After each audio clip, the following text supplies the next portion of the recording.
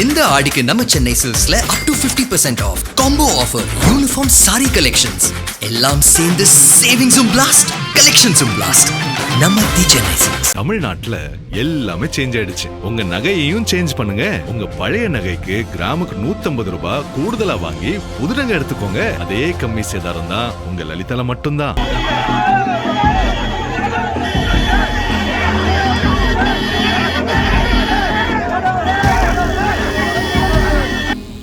காவிரி நீர் உரிமை விவகாரத்தில் தவேக அரசை கண்டித்து ஆகஸ்ட் 3ஆம் தேதி தஞ்சாவூரில் திமுக சார்பில் மாபெரும் கண்டன ஆர்ப்பாட்டம் நடைபெற்றது.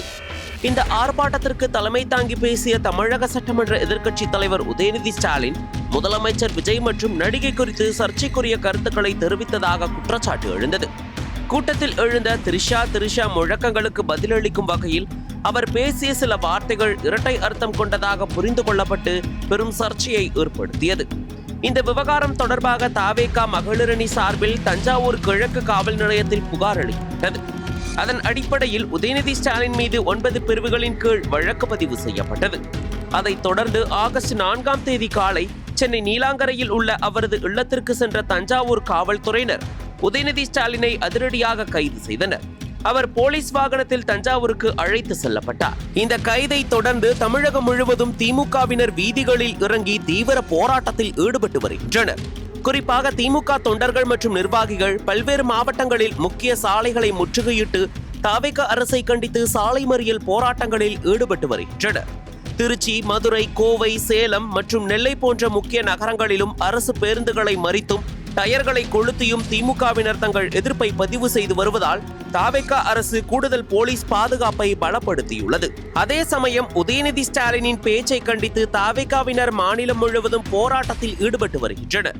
தவேக, திமுக என இரு கட்சிகளும் எதிரெதிராக போராட்டங்களில் ஈடுபட்டு வருவதால் மாநிலம் முழுவதும் பதற்றம் நீடித்து வருகிறது.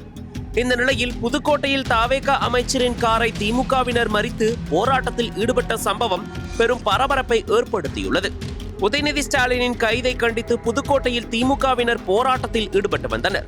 அப்போது அந்த வழியாக அறந்தாங்கி தொகுதி எம்எல்ஏவும் தொழிலாளர் நலன் மற்றும் திறன் மேம்பாட்டுத்துறை அமைச்சருமான முகமது பர்வேஸின் கார் வந்து கொண்டிருந்தது. இதனை கண்ட திமுகவினர் அமைச்சர் பர்வேஸின் காரை திடீரென மறித்து சாலை மறியல் போராட்டத்தில் ஈடுபட்டனர். இதனால் அங்கு பெரும் பரபரப்பு ஏற்பட்டது. அதனைத் தொடர்ந்து போலீசார் போராட்டத்தில் ஈடுபட்டவர்களை அங்கிருந்து அப்புறப்படுத்தி அமைச்சரை அங்கிருந்து பாதுகாப்பாக அனுப்பி வைத்தனர்.